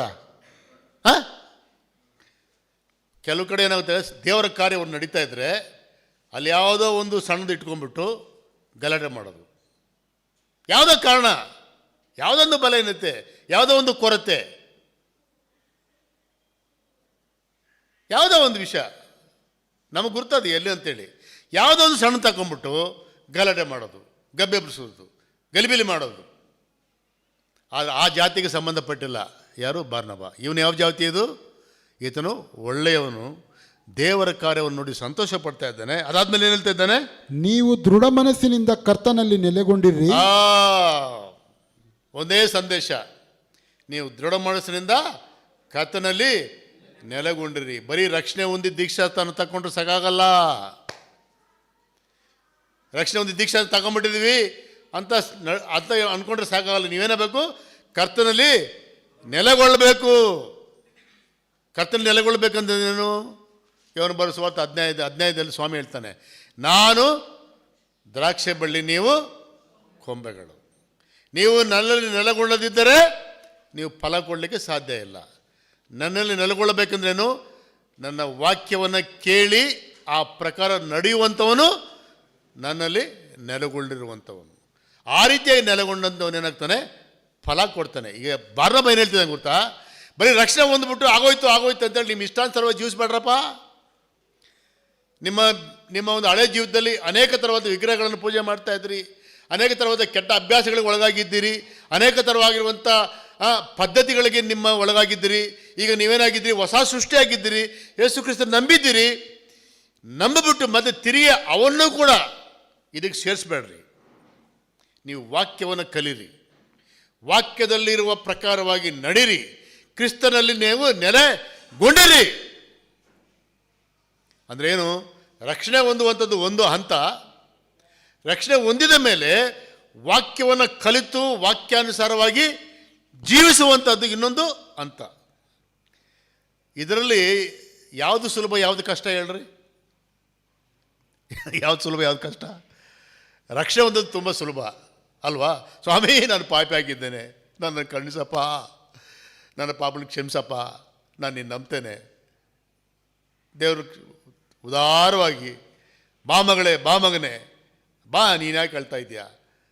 ನಾನು ನಿನಗೋಸ್ಕರ ಪ್ರಾಣ ಕೊಟ್ಟಿದ್ದೇನೆ, ಬಾ, ನಿನ್ನ ರಕ್ಷಿಸ್ತೇನೆ, ಕ್ಷಮಿಸ್ತೇನೆ ಅಂತೇಳಿ ದೇವ್ರು ಕ್ಷಮಿಸ್ಬಿಡ್ತಾನೆ. ಇದು ಸುಲಭ. ರಕ್ಷಣೆ ಹೊಂದಿದ ಮೇಲೆ ವಾಕ್ಯ ಹೇಳ್ತದೆ, ನೀನು ಅಲ್ಲೋಗ್ಬಾರ್ದು, ಇಲ್ಲೋಗ್ಬಾರ್ದು, ಅದು ತಿನ್ನಬಾರ್ದು, ಇದು ತಿನ್ನಬಾರ್ದು, ಪ್ರಾರ್ಥನೆ ಮಾಡಬೇಕು, ವಾಕ್ಯ ಓದಬೇಕು, ಅನ್ಯೋನ್ಯ ಸಮಯ ಕಳಿಬೇಕು, ಸಾಕ್ಷಿ ಹೇಳಬೇಕು. ವಾಕ್ಯದಲ್ಲಿ ಎಷ್ಟೋ ಸಂಗತಿಗಳು ನಾವು ಕೇಳ್ತಿದ್ವಲ್ಲ, ಇವೆಲ್ಲ ಹೇಳುವಾಗ ಏನಾಗುತ್ತೆಪ್ಪ, ಇವೆಲ್ಲ ಯಾಕೆ ಮರಯ, ನನಗೆ ಆ ಪ್ರೋಗ್ರಾಮು, ಈ ಪ್ರೋಗ್ರಾಮು, ಅಲ್ಲಿ ಇಲ್ಲಿ, ನನ್ನ ಫ್ರೆಂಡ್ ಸರ್ಕಲ್ಲು, ಅದು ಇದು, ಇವೆಲ್ಲ ಮಾಮೂಲಿ ನಮಗಿರೋವಂಥವುಗಳೇ. ಅವನ್ನೆಲ್ಲ ಬಿಟ್ಟು ಹೆಂಗೆ ಬರಲಿ ನಾನು? ಇಲ್ಲಿ ಒಂದು ಮೀಟಿಂಗ್ ಅಂತ ಹೇಳಿದ್ರೆ ಇನ್ನೊಂದು ಮೀಟಿಂಗ್ ಬೇರೆ ಹೇಳ್ತಾರೆ, ಈ ಎರಡನೇ ಮೀಟಿಂಗ್ ಕೂಡ ಇರಬೇಕಂತೆ. ಇದೇ ನ್ಯಾಯನೇನ್ರಿ? ನಮಗೆ ಬೇರೆ ಕೆಲಸ ಇಲ್ವಾ? ಸ್ವಾಮಿ ಹೇಳ್ತಾ ಇದ್ದಾನೆ, ರಕ್ಷಣೆ ಹೊಂದಿದ್ರೆ ಸಾಕಾಗೋದು. ರಕ್ಷಣೆ ಹೊಂದಿದ ಮೇಲೆ ವಾಕ್ಯನ ಕಲಿಬೇಕು, ವಾಕ್ಯದಲ್ಲಿ ನೆಲೆಗೊಳ್ಳಬೇಕು. ಬಾರ್ನಬ ಹೇಳುವಂಥ ಮಾತು. ಅಲ್ಲಿ ಹೋಗ್ಬಿಟ್ಟು ಕರ್ತನ ಕಾರ್ಯವನ್ನು ನೋಡಿ ತಪ್ಪುಡುಕ್ತಾ ಇಲ್ಲ ಅವನು, ಆದರೆ ಅವರನ್ನು ಬಲಗೊಳಿಸುವಂಥ ಮಾತು. ನಮ್ಮ ಮಾತು ಯಾವಾಗಲೂ ಕೂಡ ಸಭೆ ವಿಶ್ವಾಸಿಗಳನ್ನು ಬಲಪಡಿಸುವಂಥದ್ದಾಗಿರಬೇಕು, ಅವರನ್ನು ಕಿತ್ತಾಕುವಂಥದ್ದಲ್ಲ. ಈ ಬಾರಮರಿಗೆ ಒಂದು ಮಾತು ಹೆಸರಿದೆ. ಬಾರಮರಿಗೆ ಏನು ಹೆಸರಿದೆ? ಏನು? ಈತನು ಒಳ್ಳೆಯವನು, ಪವಿತ್ರಾತ್ಮನಿಂದ ತುಂಬಿಸಲ್ಪಟ್ಟಿರುವಂಥವನು, ನಂಬಿಕೆಯಲ್ಲಿರುವಂಥವನು ಅಂತ ಮಾತು ಬರ್ತಾ ಇದೆ. ಅದರ ಅರ್ಥ ಏನು? ಏನಿದ್ರ ಅರ್ಥ ಏನು? ಒಳ್ಳೆಯವನಂದ್ರೆ ಅರ್ಥ ಏನು? ನಾನು ಕೂಡ ಒಳ್ಳೆಯವನೇ, ನಾನು ಬೀಡಿ ಸೇದಲ್ಲ, ಸಿಗರೇಟ್ ಸೇದಲ್ಲ, ಅದು ಮಾಡಲ್ಲ, ಇದು ಮಾಡಲ್ಲ ಅಂತ ನಾವು ಅನ್ಕೊತೀವಲ್ಲ, ಆ ಒಳ್ಳೆತನ ಅಲ್ಲ ಇಲ್ಲಿರುವಂಥದ್ದು. ಒಳ್ಳೆಯವನಂದ್ರೆ ಏನು? ಬಾರ್ನಬನ ಜೀವಿತ ಸ್ವಲ್ಪ ನೋಡೋದಾದರೆ ನಮ್ಗೆ ಅರ್ಥ ಆಗುತ್ತೆ. ಈ ಬೈಬಲ್ನಲ್ಲಿ ಒಳ್ಳೆಯವನು, ನಂಬಿಕೆಯಲ್ಲಿ ದೃಢವಾಗಿರುವಂಥ ವ್ಯಕ್ತಿ ಗುಣಗಳು ಏನಪ್ಪ ಅಂತಂದರೆ ಇಲ್ಲಿ ಕಾಣುತ್ತೆ. ಏನು ಬಾರ್ನಬ ಏನು ಮಾಡ್ತಾನೆ? ದಯಮಾಡಿ ಒಂದು ಮಾತು ಹೋದ್ರಿ. ಬಾರ್ನಬ ಏನು ಮಾಡ್ತಾನೆ ಅಂದರೆ, ಮೊದಲನೇದಾಗಿ ಆತನು ನಂಬಿಕೆ ಉಳ್ಳಂಥವನು ಅಂತ ನೋಡ್ತಾ ಇದ್ದೇವೆ. ನಂಬಿಕೆ ಅಂದರೆ ಏನು? ನಂಬಿಕೆ ಅಂದರೆ ಏನು? ಯೇಸು ಕ್ರಿಸ್ತನನ್ನು ಸ್ವಂತ ರಕ್ಷಕನನ್ನು ಅಂಗೀಕಾರ ಮಾಡಿಕೊಂಡು ಯೇಸು ಕ್ರಿಸ್ತನನ್ನು ಧರಿಸಿಕೊಂಡಿರುವಂಥವನು, ದೇವರ ದೃಷ್ಟಿಯಲ್ಲಿ ಆತನ ಮಗನು ಹೊಸ ಸೃಷ್ಟಿಯಾಗಿರುವಂಥವನು. ಮೊದಲನೇದು ಅದು ಪ್ರಾರಂಭ. ಅದಾದಮೇಲೆ ಏನು ಮಾಡ್ತಾನೆ? ದಯಮಾಡಿ ಅಪೊಸ್ತಲರ ಕೃತ್ಯ 4ನೇ ಅಧ್ಯಾಯ 33ನೇ ವಚನ ಓದ್ರಿ. ಅಪೊಸ್ತಲರ ಕೃತ್ಯ 4:33. ಎರಡನೇದಾಗಿ ಅಪೊಸ್ತಲರ ಕೃತ್ಯ 4:33. ಕರ್ತನಾದ ಯೇಸು ಜೀವಂತನಾಗಿ ಎದ್ದು ಬಂದ 4:33. ಕರ್ತನಾದ ಯೇಸು ಜೀವಂತನಾಗಿ ಎದ್ದು ಬಂದನೆಂಬುದಕ್ಕೆ ಅಪೊಸ್ತಲರು ಬಹುಬಲವಾಗಿ ಸಾಕ್ಷಿ ಹೇಳುತ್ತಿದ್ದರು. ಬಹಳ ದಯೆಯು ಅವರೆಲ್ಲರ ಮೇಲೆ ಇತ್ತು. ಅವರಲ್ಲಿ ಕೊರತೆ ಪಡುವವನು ಒಬ್ಬನೂ ಇರಲಿಲ್ಲ. ಯಾಕಂದರೆ ಹೊಲ ಮನೆಗಳಿದ್ದವರು ಅವುಗಳನ್ನು ಮಾರಿ ದಯಮಾಡಿ ಒಂದು ನಿಮಿಷ ವೇಟ್ 4:36 ತಾನೇ ಓದ್ತಿರೋದು. 4:36 ಹೋದ್ರಿ. ಈ ಪ್ರಕಾರ ಮಾಡಿದವರೊಳಗೆ ಕುಪ್ರದೀಪದಲ್ಲಿ ಹುಟ್ಟಿದ ಲೇವಿಯನಾಗಿದ್ದ ಯೋಸೇಫನೆಂಬನು ಒಬ್ಬನು. ಅವನಿಗೆ ಅಪೋಸ್ತಲರು ಬರ್ನಬ ಅಂದರೆ ಧೈರ್ಯದಾಯಕ ಎಂದು ಹೆಸರಿಟ್ಟರು. ಈ ವಾಕ್ಯ ಭಾಗದಲ್ಲಿ ಏನಪ್ಪ ಅಂದರೆ ಬಾರ್ನಬ ಅನ್ನುವಂಥ ಯಾರಪ್ಪ ಅಂತಂದರೆ ಅವನು ಆ್ಯಕ್ಚುಲ್ ಆಗಿ ಲೇವಿಯನಾಗಿದ್ದ ಯೋಸೆಫನೆಂಬುವನ ಒಬ್ಬನು. ಅಂದರೆ ಇವನು ಪ್ರಾರಂಭಿಕವಾಗಿ ಲೇವಿಯನು. ಇವನು ಹಳೆ ಹೆಸರೇನು? ಯೋಸೆಫ ಅಂತೇಳಿ. ಲೇವಿಯನಾಗಿರುವಂಥ ಯೋಸೆಫ ಅವನಿಗೆ ಬಾರ್ನಬ ಅಂತ ಹೆಸರಿಡ್ತಾರೆ. ಸೊ ಬಾರ್ನಬ ಯಾರು? ಲೇವಿಯನು. ಆಯ್ತಾ? ಅವನೇನು ಕೆಲಸ ಮಾಡ್ತಾನೆ ನೋಡ್ರಿ ಮುಂದಕ್ಕೆ. ಅವನು ತನಗಿದ್ದ ಭೂಮಿಯನ್ನು ಮಾರಿ ಬಂದ ಹಣವನ್ನು ತಂದು ಅಪೋಸ್ತಲರ ಪಾದಗಳ ಬಳಿಯಲ್ಲಿ ಇಟ್ಟನು. ಈ ಅಪೋಸ್ತಲರ ಪಾದ ಅವನು ಜಮೀನು ಮಾರ್ಬಿಟ್ಟು ದುಡ್ಡು ತಗೊಂಬಂದು ಅಪೋಸ್ತಲರ ಪಾದ ಬಳಿ ಇಡ್ತಾನೆ. ಯಾಕೆ ಪರಿಸ್ಥಿತಿ ಬಂತಪ್ಪ ಅಂತಂದರೆ 2ನೇ ಅಧ್ಯಾಯದಲ್ಲಿ ಪೇತ್ರನ ಒಂದು ಸಂದೇಶವನ್ನು ಕೇಳಿ ಸುಮಾರು 3,000 ಜನ ರಕ್ಷಣೆ ಹೊಂದಿದ್ದರು. 4ನೇ ಅಧ್ಯಾಯಕ್ಕೆ ಬರುವಾಗ ತಿರುಗಿ ಪೇತ್ರನ ಸಂದೇಶವನ್ನು ಕೇಳಿ 4,000 ಜನ ಗಂಡಸರೇ ಇದ್ದಾರೆ ಅಂತಂದರೆ ಇನ್ನು ಹೆಂಗಸರು ಎಷ್ಟು ಜನ? ಅಲ್ಲ, ಈ 3,000 ಜನ, ಆ 4,000 ಜನ, 7,000 ಜನ, ಹೆಣ್ಮಕ್ಳು ಸೇರಿಕೊಂಡ್ರೆ ಇನ್ನೊಂದು ಸ್ವಲ್ಪ ಜನ, 15,000-16,000 ಜನ, ಒಂದು 20,000 ಜನ ಯಹೂದ್ಯರ ರಕ್ಷಣೆ ಹೊಂದಿದರು. ಯಹೂದ್ಯರ ರಕ್ಷಣೆ ಹೊಂದಿದ ಮೇಲೆ ಏನಾಯಿತು? ಹಿಂಸೆ ಪ್ರಾರಂಭ ಆಯಿತು. ಎಷ್ಟೋ ಜನರಲ್ಲಿ, ಎಷ್ಟೋ ಮನೆಯಲ್ಲಿ ಏನು ಮಾಡಿದ್ರು? ಅವರು ಹೊರಗಾಕಿದ್ರು. ನಾವು ಯಹೂದ ಕುಲಕ್ಕೆ ಸಂಬಂಧಪಟ್ಟಿರುವಂಥವ್ರು, ನೀನು ಯೇಸುಸ್ವಾಮಿ ನಂಬಿದ್ಯಾನ, ನೀನು ಹೋಗ ಅವರಿಗೆ ಮನೇಲಿ ಅವ್ರಿಗೆ ಹಾಕಿದ್ರು. ಎಷ್ಟೋ ಜನರಿಗೆ ಹಿಂಸೆ ಪ್ರಾರಂಭ ಆಯಿತು. ತಂದೆ ಹೇಳ್ತಾನೆ, ಇನ್ಮೇಲೆ ನನ್ನ ದುಡ್ಡಲ್ಲಿ ಒಂದು ಪೈಸೆ ಕೊಡಲ್ಲ, ನೀನು ಹೋಗು, ಮನೆ ಬಿಟ್ಟು ಹೋಗು. ಎಷ್ಟೋ ಜನರಿಗೆ ಊಟ ಇಲ್ದಂಗೆ ಆಯಿತು, ಮನೆ ಇಲ್ದಂಗೆ ಆಯಿತು, ಹಿಂಸೆ ಪ್ರಾರಂಭ ಆಯಿತು. ಅಂಥ ಟೈಮ್ನಲ್ಲಿ ಅಲ್ಲಿ ಕೊರತೆ ಇದೆ, ಅಲ್ಲಿ ಅವಶ್ಯಕತೆ ಇದೆ, ಅಲ್ಲಿ ಕಷ್ಟ ಇದೆ. ಆ ಕಷ್ಟ ತೀರಿಸೋರು ಯಾರೀಗ? ಯಾರು ತೀರಿಸ್ಬೇಕು? ಎಷ್ಟೋ ಜನರಿದ್ದಾರೆ ಸಭೆಯಲ್ಲಿ. ಆದರೆ ಇವನು ತನ್ನ ಹಣವನ್ನು, ಜಮೀನನ್ನು ಮಾರ್ತಾನೆ. ಇವನು ಯಾರು? ಯಾವ ಕುಲಕ್ಕೆ ಸಂಬಂಧಪಟ್ಟಿರುವಂಥನು? ಲೇವಿ ಕುಲಕ್ಕೆ ಸಂಬಂಧಪಟ್ಟವ್ರ ವಿಶೇಷತೆ ಏನಪ್ಪ ಅಂತಂದರೆ, ಯಾವಾಗಲೂ ಜನರಿಂದ ಕೊಡು ಈ ಪಾಸ್ಟರ್ ಅಂತ ಹೇಳ್ತಾರಲ್ಲ, ದಶಮ ಭಾಗ ಕೊಡ್ರಿ, ಆ ಭಾಗ ಕೊಡ್ರಿ, ಈ ಭಾಗ ಕೊಡ್ರಿ. ಲೇವಿಯರು ಯಾವಾಗಲೂ ಜನರಲ್ಲಿ ದುಡ್ಡು ಕಲೆಕ್ಟ್ ಮಾಡಿಕೊಂಡು, ಯಾಕಂದರೆ ಅವ್ರು ಸೇವೆ ಮಾಡ್ತಾರಲ್ಲ, ಸೇವೆ ಮಾಡೋರು ಕೇಳೋದ್ರಲ್ಲಿ ತಪ್ಪೇನಿಲ್ಲ. ನಾನು ತಪ್ಪುಡುತ್ತಾ ಇಲ್ಲ, ನಾನು ಹೇಳ್ತಿರುವಂಥದ್ದು. ಸೇವೆ ಮಾಡುವಂಥವ್ರು ಜನರಿಂದ ಸಹಾಯ ಪಡ್ಕೊಳ್ತಾರೆ. ಯಾಕಂದರೆ ಅವ್ರು ಕೆಲಸ ಮಾಡಲ್ಲ, ಅವರು ಕಂಪ್ನಿ ಕೆಲಸಕ್ಕೆ ಹೋಗಲ್ಲ, ಅವರು ಬಿಸ್ನೆಸ್ ಮಾಡಲ್ಲ, ಪೂರ್ತಿಯಾಗಿ ಸೇವೆಗಳು ಒಳಪಟ್ಟಿರ್ತಾರೆ. ಹಂಗಾಗಿ ಕಾಣಿಕೆ ಮುಖಾಂತರ ಅವ್ರ ಜೀವನ ನಡಿಬೇಕಲ್ಲ, ತಪ್ಪೇನಿಲ್ಲ. ಅಂದರೆ ಕೊಡಿ ಅಂತ ಕೇಳೋನಿಗೆ ಏನು ಮಾಡಿದ್ದಾನೆ? ಮಾರ್ಬಿಟ್ಟು ತಗೊಂಬಂದು ತರ್ತಾ ಇದ್ದಾನೆ. ಇದು ಸ್ಯಾಕ್ರಿಫೈಸ್ ಇಲ್ಲಿ ನೋಡ್ತಾ ಇದ್ದೇವೆ. ಸಭೆಯಲ್ಲಿ ಬಿಸ್ನೆಸ್ ಜನ ಇದ್ದಾರೆ, ದುಡ್ಡಿರೋರು ಇದ್ದಾರೆ, ಅವ್ರು ಮಾರ್ತಾ ಇಲ್ಲ. ಆದರೆ ಜನರನ್ನು ದುಡ್ಡು ಕಲೆಕ್ಟ್ ಮಾಡಿ ಜೀವನ ಮಾಡುವಂಥವನು ಇವನು ಮಾರ್ತಾ ಇದ್ದಾನೆ. ಅಂದರೆ ಬಾರ್ನಬನ ಜೀವಿತ ನಿಮ್ಮ ಮುಂದೆ ಇಡ್ತಾ ಇದ್ದೇನೆ. ಅವಶ್ಯಕತೆ ಬಂದಾಗ ನಾನು ಸೇವಕ, ನಾನು ಇಲ್ಲಿಂದ ತರಲಪ್ಪ ಅಂತೇಳಿ ಸಭೆನಲ್ಲಿ ಅನೌನ್ಸ್ ಮಾಡಿಬಿಟ್ಟು ದುಡ್ಡು ಕೊಡ್ರಪ್ಪ, ದುಡ್ಡು ಕೊಡ್ರಿ, ಅವ್ರಿಗೆ ಕಷ್ಟ ಇದೆ ಅಂತ ಸಭೆಯಲ್ಲಿ ಅನೌನ್ಸ್ ಮಾಡ್ತಾ ಇಲ್ಲ. ನಾನೇ ಫಸ್ಟ್ ಆ ಕೆಲಸ ಮಾಡ್ತೀನಿ ಅಂತೇಳಿ ಕೊರತೆಯನ್ನು ನೀಗಿಸಲಿಕ್ಕೆ, ವಿಶ್ವಾಸಿಗಳ ಆ ಕಷ್ಟಕ್ಕೆ ಇವನು ಸ್ಪಂದನೆ ಮಾಡ್ತಾ ಇದ್ದಾನೆ. ಕಷ್ಟ ತೀರಿಸಲಿಕ್ಕೋಸ್ಕರವಾಗಿ ಇದನ್ನು ಮುಂದೆ ಬರ್ತಾ ಇದ್ದಾನೆ. ಇದು 2ನೇದು. 3ನೇದು, 9ನೇದು 26ನೇ ವಚನ. 9ನೇದು 26ನೇ ವಚನ. ಅಪೊಸ್ತಲರ ಕೃತ್ಯ 9:26. ಅವನು ಯೆರೂಸಲೇಮಿಗೆ ಬಂದು ಶಿಷ್ಯರೊಳಗೆ ಸೇರಿಕೊಳ್ಳಬೇಕೆಂದು ಪ್ರಯತ್ನ ಮಾಡಿದಾಗ, ಅವನಂದ್ರೆ ಯಾರಪ್ಪ ಅಂದರೆ ಅಪೊಸ್ತಲನಾಗಿದ್ದ ಪೌಲನು ಸ್ವಾಮಿನ ನಂಬಿಕೊಂಡು ಯೆರೂಸಲೇಮ್ ಬರ್ತಾನೆ. ಅವ್ರ ಹತ್ರ ಅಪೊಸ್ತಲರೊಟ್ಟಿಗೆ ಸಮಯನ ಕಳಿಬೇಕಂತ ಬರ್ತಾನೆ. ಅಲ್ಲೇನಾಗುತ್ತೆ? ಎಲ್ಲರೂ ಅವನನ್ನು ಶಿಷ್ಯನೆಂದು ನಂಬದೆ, ಆದರೆ ಎಲ್ಲರೂ ಏನು ಮಾಡ್ತಾರೆ? ಪೌಲನ ಕುರಿತಾಗಿ ನಂಬ್ತಾ ಇಲ್ಲ. ಇವನು ಸಭೆಯನ್ನು ಹಿಂಸೆ ಮಾಡಿರುವಂಥ ವ್ಯಕ್ತಿ, ಸಭೆಗೆ ಜನರನ್ನು ಹಿಡ್ಕೊಂಬಂದು ಜೈಲಿಗೆ ಹಾಕಬೇಕು, ಸಾಯಿಸ್ಬೇಕಂತೇಳಿ ಪ್ರತಿಪಾದನೆ ಮಾಡಿರೋಂಥ ವ್ಯಕ್ತಿ ಅಂಥೇಳಿ ಪೌಲನನ್ನು ಅಪೊಸ್ತಲರು ಅಂಗೀಕಾರ ಮಾಡ್ತಾ ಇಲ್ಲ. ಇವನು ಸೀಕ್ರೆಟಾಗಿ ನಾನು ದೇವ್ರನ್ನ ನಂಬ್ಕೊಂಡಿದ್ದೀನಿ ಅಂತೇಳಿ ಸುಮ್ಮನೆ ಮೇಲ್ಮೇಲೆ ಹೇಳ್ಕೊಂಡು ನಮ್ಮ ಸಂಗತಿಗಳನ್ನ ಅರ್ಥ ಮಾಡ್ಕೊಳ್ಳಿಕ್ಕೆ, ನಮ್ಮನ್ನು ಹಿಡಿಲಿಕ್ಕೆ ಬಂದಿದ್ದಾನೆ ಅಂಥೇಳಿ ಅಪೊಸ್ತಲರು ಪೌಲನನ್ನು ಏನು ಮಾಡ್ತಾ ಇದ್ದಾರೆ? ದೂರ ಇಡ್ತಾ ಇದ್ದಾರೆ. ಅಂಥ ಸಂದರ್ಭದಲ್ಲಿ ಅವನಿಗೆ ಭಯ ಆದರೆ ಬಾರ್ನಬನು ಅಷ್ಟೇ. ಆದರೆ ಬಾರ್ನಬನು ಏನು ಮಾಡ್ತಾನೆ ಗೊತ್ತಾ ರೀ, ಅವನನ್ನು ಹಂಗೆ ಮಾತಾಡಬೇಡ್ರಿ.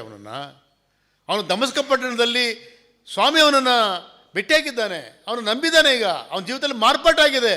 ಈಗ ಆತನ ಶಿಷ್ಯನಾಗಿದ್ದಾನೆ. ನಾವೆಲ್ಲ ಅವ್ನು ಓಡಿಸ್ಬಿಟ್ರೆ ಅವನು ಏನು ಮಾಡಬೇಕು? ಅವನು ತಿರುಗಿ ಇನ್ನು ಹಳೆ ಲೈಫ್ಗೆ ಹೋಗ್ಬೇಕಾ?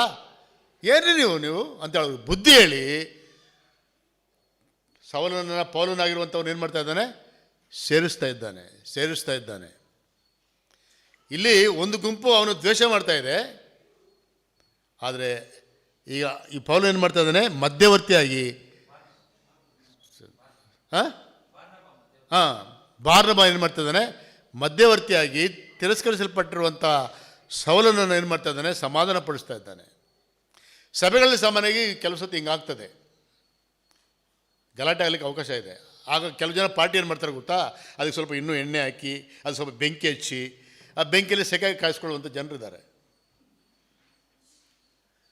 ಬಾರ್ನಬನ ಜೀವಿತ ನೋಡ್ರಿ, ಭಾಳ ಜೀವಿತದಲ್ಲಿ. ಮುಂದಕ್ಕೆ ಇನ್ನೊಂದು ಮಾತು ನೋಡ್ತೇವೆ, ಟೈಮ್ ಆಗ್ತಾ ಬಂತು. ಅಪೊಸ್ತಲರ ಕೃತ್ಯ 15ನೇ ಅಧ್ಯಾಯ 36ನೇ ವಚನ. ಅಪೊಸ್ತಲರ ಕೃತ್ಯ 15:36.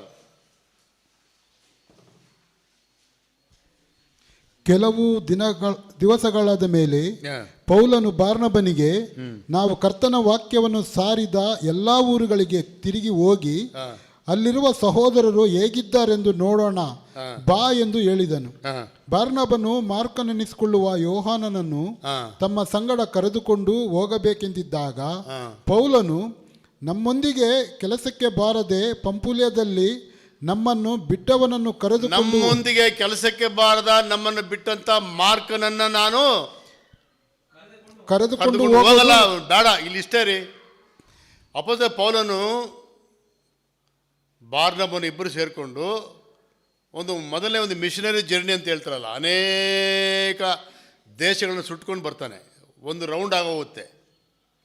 ಎರಡನೇ ರೌಂಡ್ಗೆ ಹೋಗ್ಬೇಕಾದ್ರೆ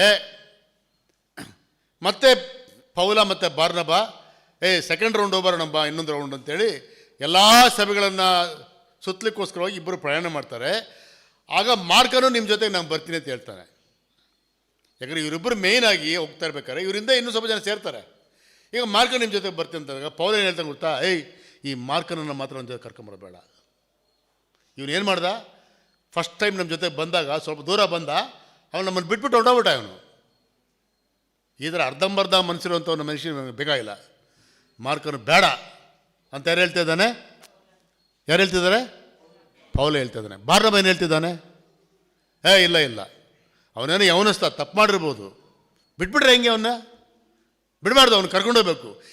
ಈ ವಿಷಯದಲ್ಲಿ ಪೌಲನಿಗೂ ಬಾರ್ನಬನಿಗೂ ಗಲಾಟೆ ಆಗಿ ಕಡೆಗೆ ಪೌಲ ಏನು ಹೇಳ್ದಂಗೆ ಗೊತ್ತಾ? ನೀನು ಮಾರ್ಕನನ್ನು ಸಪೋರ್ಟ್ ಮಾಡೋದಾದರೆ ನೀನು ಮಾರ್ಕನ ಕರ್ಕೊಂಡೋಗು, ನಾನು ಶೀಲನ ಕರ್ಕೊಂಡು ಹೋಗ್ತೇನೆ ಅಂತೇಳಿ. ಆಮೇಲೆ ಏನಾಯಿತು? ಪೌಲ ಶೀಲ ಎನ್ನುವಂಥದ್ದು ಒಂದು ಗುಂಪಾಯಿತು, ಬಾರ್ನಬ ಮಾರ್ಕ ಎನ್ನುವಂಥದ್ದು ಎರಡು ಗುಂಪಾಯಿತು. ಈ ಬಾರ್ನಬ ಮಾಡಿದ ಕೆಲಸ ಏನಪ್ಪ ಅಂತಂದರೆ, ಮಾರ್ಕನು ಬೇಡ ಅಂತಂದರೆ ಅವನು ಕರ್ಕೊಂಡು ಮತ್ತೆ ಸೇವೆ ಕರ್ಕೊಂಡೋದ. ಈ ಮಾರ್ಕ ಯಾರು ಗೊತ್ತಾ? ಮಾರ್ಕನ ಬರೆದಿರುವಂಥ ಸುವಾರ್ತೆ ಬರೆದಿರುವಂಥ ಈತನೇ. ಒಂದು ವೇಳೆ ಅವತ್ತು ಆ ಮಾರ್ಕನ ಬಿಟ್ಬಿಟ್ಟಿದ್ರೆ, ನೀನು ಬೇಡಪ್ಪ, ನೀನು ಸರಿ ಇಲ್ಲ, ಅದಿಲ್ಲ ಇದಿಲ್ಲ ಅಂತೇಳಿ ಅವನು ಒದ್ದೋಡಿಸಿದ್ರೆ ಮಾರ್ಕನ ಬರೋ ಸುವಾರ್ತೆ ನಮ್ಮಲ್ಲಿ ಇವತ್ತು ಇರ್ತಿರ್ಲಿಲ್ಲ. ಈಗ ಅರ್ಥ ಆಯ್ತಲ್ಲ ಬಾರ್ನಬ ಯಾರು ಅಂತೇಳಿ? ಯಾರು ಬಾರ್ನಬ? ಆತನು ನಂಬಿಕೆಯಲ್ಲಿ ದೃಢವಾಗಿರುವಂಥವನು, ಮತ್ತು ಪವಿತ್ರಾತ್ಮ ಬರಿತಂತಂದಾಗ ಅವನು ಜಮೀನು ಮಾರಿ ಕೊರತೆಯನ್ನು ನೀಗಿರುವಂಥವನು, ಮತ್ತು ಪೌಲನನ್ನು ಇಂಟ್ರೊಡ್ಯೂಸ್ ಮಾಡಿರುವಂಥವನು, ಮಾರ್ಕನನ್ನು ಬೆಳೆಸಿರುವಂಥವನು. ಸೊ ಇಲ್ಲಿಗೆ ಒಳ್ಳೆಯವನಂತಂದರೆ ಈ ಗುಣಗಳು ನಮ್ಮಲ್ಲಿದೆಯಾ ಅಂತ ಪ್ರಶ್ನೆ ಇಲ್ಲ ನನಗೇನಪ್ಪ ಅಂತಂದರೆ, ಬಾರ್ನಬರ ಬಗ್ಗೆ ಯಾಕೆ ಇಷ್ಟು ಹೇಳ್ತಿದ್ರೆ, ಈ ಗುಣಗಳು ನಾವು ಒಳ್ಳೆಯವರು ಅಂತ ಹೇಳ್ತೀವಲ್ಲ, ಮತ್ತು ಈ ಗುಣ ಇದೆಯಾ? ಇವು ಇರಲ್ಲ ಅನ್ಕೋ, ನೀನು ಹೆಂಗೆ ಒಳ್ಳೆಯವನಾಗ್ತೀಯಾ? ನೀನು ಹೆಂಗೆ ನೀನು ಆತ್ಮೀಯನಾಗ್ತೀಯಾ? ನೀನು ಹೆಂಗೆ ನೀನು ನಂಬಿಕಸ್ಥನಾಗ್ತೀಯಾ? ನೀನು ಹೆಂಗೆ ನನಗೆ ಆತ್ಮ ತುಂಬಿಸಲ್ಪಟ್ಟಿದ್ದೇನೆ ಬರೀ ಹಲೆಲೋಯ ಅಂದರೆ ಆಯ್ತಾ? ಗುಣಗಳು ಬೇಕು ರೀ, ಗುಣಗಳು ಬೇಕು. ಇದಾದಮೇಲೆ ಏನಾಗುತ್ತೆ? ಮುಂದಕ್ಕೆ ಓದ್ಬಿಡಿ, ಮುಗಿಸ್ಬಿಡ್ತಾನೆ. ರೈಟ್ 25ರಿಂದ 26 ವಚನ ಒಂದು ಸತಿ ಓದ್ಬಿಡಿ. ಆಗ ಬಹುಮಂದಿ ಕರ್ತನಿಗೆ ಸೇರಿಕೊಂಡರು. ತರುವಾಯ ಬಾರ್ನಬನು ಸೌಲನನ್ನು ಹುಡುಕುವುದಕ್ಕಾಗಿ ತಾರ್ಸಕ್ಕೆ ಹೋಗಿ ಅವನನ್ನು ಕಂಡು ಅಂತ್ಯೋಕ್ಯಕ್ಕೆ ಕರೆದುಕೊಂಡು ಬಂದನು. ಇಲ್ಲಿ ಇನ್ನೊಂದು ಕೆಲಸ ಮಾಡ್ತಾ ಇದ್ದಾನೆ. ಬಾರ್ನಬ ಅಂತ್ಯೋಕ್ಯಕ್ಕೆ ಬಂದಾಗ ಸಭೆ ಬೆಳೀತಾ ಇದೆ. ಸಭೆ ಬೆಳೆದಂಗೆ ಸಭೆ ಅವಶ್ಯಕತೆ ಏನು ಹೇಳಿ? ಮೇನಾಗಿ ಅವ್ರನ್ನ ವಾಕ್ಯದಲ್ಲಿ ನೆಲೆಗೊಳಿಸಬೇಕು, ವಾಕ್ಯ ಬೋಧಿಸಬೇಕು. ದೇವರ ಸಂಪೂರ್ತಿಯಾದ ಫುಲ್ ಕೌನ್ಸಿಲ್ ಅಂತ ಹೇಳ್ತೀವಲ್ಲ, ದೇವರ ಪ್ರಣಾಳಿಕೆ ಅನ್ನುವಂಥದ್ದು ವಾಕ್ಯದ ಮುಖಾಂತರ ಈ ಸಭೆಗೆ ಹೇಳಬೇಕು, ತಿಳಿಸಬೇಕು. ವಾಕ್ಯದ ಮುಖಾಂತರ ಜನರನ್ನು ಬಲಪಡಿಸಬೇಕು. ಈಗ ಬಾರ್ನಬನಿಗೆ ಏನಾಗ್ತಾ ಇದೆ ಗೊತ್ತಾ? ನನ್ನ ಕೈಲಿ ಆಗ್ತಾ ಇಲ್ಲ. ಇಷ್ಟು ಜನರು ಸೇರ್ಕೊಂಡಿದ್ದಾರೆ, ಇದು ದೊಡ್ಡ ಸಭೆ ಆಗಿದೆ. ಅನೇಕರು ಗಿರಿಕರು ಪ್ರಶ್ನೆಗಳು ಕೇಳ್ತಾ ಇದ್ದಾರೆ, ಅವ್ರಿಗೆ ಉತ್ತರ ಕೊಡೋಕೆ ನನಗೆ ಆಗ್ತಾ ಇಲ್ಲ. ಬಾರ್ನಬ ಏನು ಮಾಡ್ತಾನೆ ಗೊತ್ತಾ? ಯೋಚನೆ ಮಾಡ್ತಾನೆ, ಯಾರನ್ನು ಕರ್ಕೊಂಬಂದು ಇವ್ರಿಗೆ ಸರಿಯಾಗುತ್ತೆ? ಪೌಲನ ಜ್ಞಾಪಕ ಬರ್ತಾನೆ. ಪೌಲನ ಏನು ಮಾಡಿದ್ದಾನೆ? ಯೆರೂಸಲೇಮ್ ಆದ ಕೂಡಲೇ ಪಾಪ ಅವನು ತಾರ್ಸಸ ಕೊಟ್ಟೋಗ್ಬಿಡ್ತಾನೆ. ಅವನು ರೋಮಪಟ್ಟಣಕ್ಕೆ ಹೊರಟೋಗ್ತಾನೆ. ಅಲ್ಲಿ ಏನು ಸೇವೆ ಮಾಡಿದಾನೆ ಹೆಚ್ಚಿಗೆ ಮಾಹಿತಿ ಇಲ್ಲ. ಅರೆ, ಇಂಥ ಜನರಿಗೆ ತರ್ಕ ವಿತರ್ಕ ಮಾಡುವಂಥ ಗ್ರೀಕರಿಗೆ ಉತ್ತರ ಕೊಡಬೇಕು ವಾಕ್ಯದ ಮುಖಾಂತರ ಅಂತಂದರೆ ಇದಕ್ಕೆ ಸರಿಯಾಗಿರುವಂಥ ವ್ಯಕ್ತಿ ಯಾರು? ಪೌಲನೇ. ಪೌಲನ ಆ್ಯಕ್ಚುಲಿ ಜೂನಿಯರ್ ಮೋಸ್ಟ್ ಬರ್ನಬನ ಕಂಪೇರ್ ಮಾಡಿದ್ರೆ. ನನ್ನಂತವನಾಗಿದ್ರೆ ಏನು ಮಾಡ್ತಿದ್ದೆ ಗೊತ್ತಾ? ಪೌಲನ ಕರ್ಕೊಂಬಂದ್ಬಿಟ್ರೆ ನನ್ನ ಇಂಪಾರ್ಟೆನ್ಸ್ ಹೋಗ್ಬಿಡುತ್ತೆ, ಅವನು ಅಲ್ಲೇ ಇರಲಿ, ಅವನು ಬಂದುಬಿಟ್ರೆ ನನಗಿಂತ ಚೆನ್ನಾಗಿ ವಾಕ್ಯ ಹೇಳ್ಬಿಟ್ರೆ ನನ್ನ ಇಂಪಾರ್ಟೆನ್ಸ್ ಹೋಗುತ್ತಲ್ಲ. ಪೌಲನ ಏನು ಬೇಡ ಅಡ್ಜಸ್ಟ್ ಮಾಡ್ಕೊಂಡು ನಾನೇ ಹೇಳ್ಬಿಡ್ತೀನಿ ಅಂತ ಹೇಳ್ತಾ ಇದ್ದೆ ನಾನು. ಆದರೆ ಬಾರ್ನಬ ಹಂಗಲ್ಲ. ಈ ಜನರಿಗೆ ಸರಿಯಾಗಿ ವಾಕ್ಯ ಬೋಧಿಸ್ ಮಾಡ್ಬೇಕಂತಂದರೆ ನನಗಿಂತ ಪೌಲನು ಉತ್ತಮನು, ಅದರ ಅರ್ಥ ಏನು?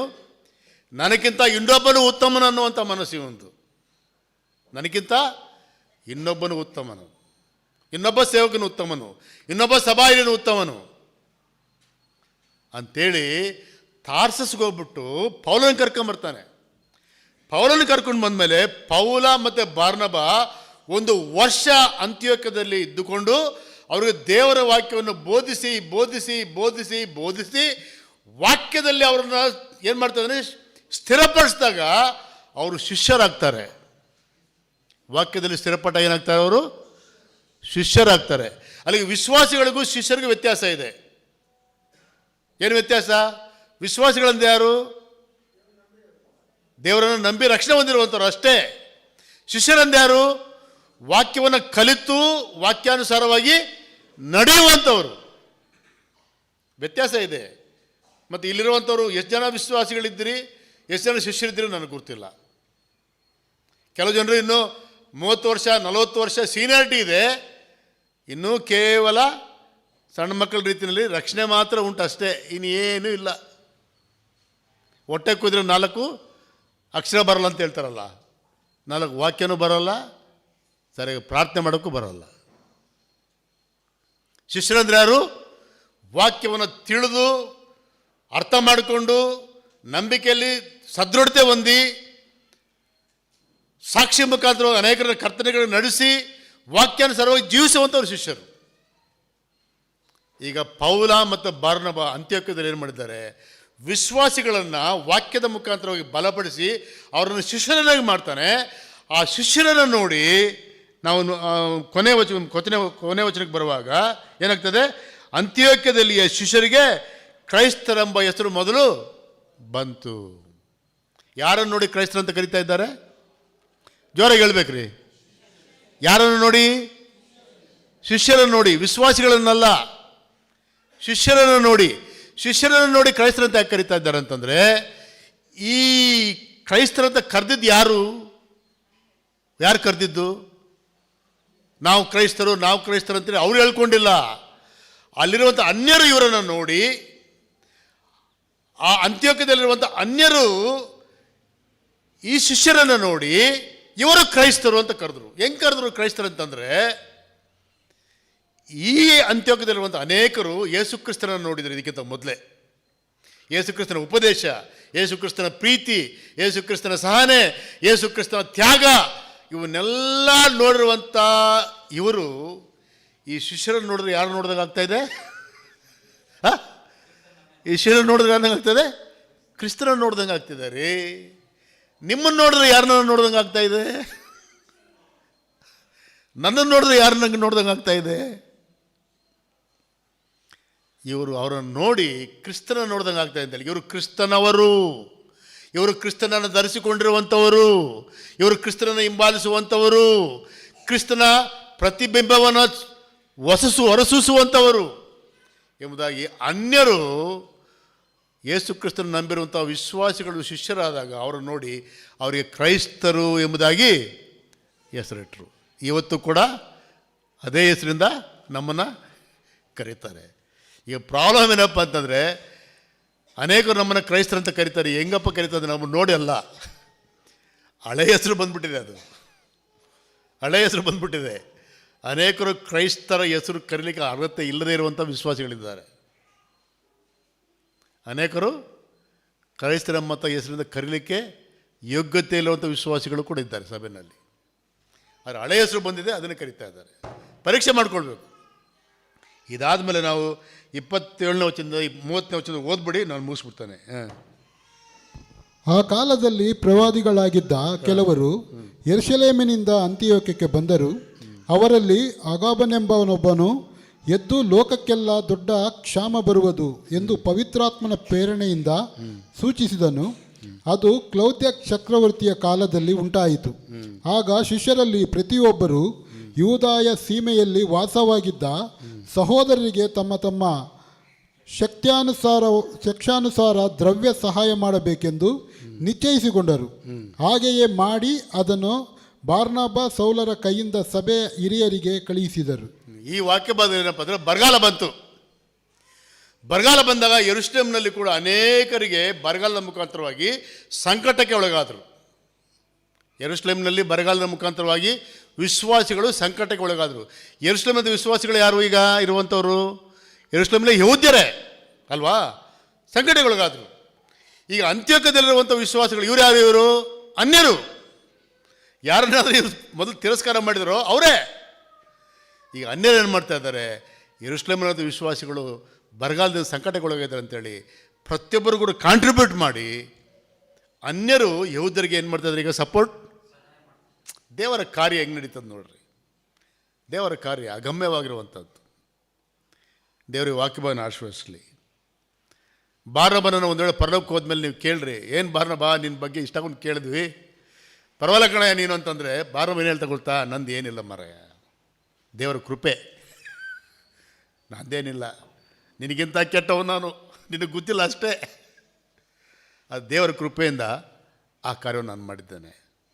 ಆ ಕಾರ್ಯವನ್ನು ನಾನು ನೀನು ಕೂಡ ಮಾಡ್ಬೋದು.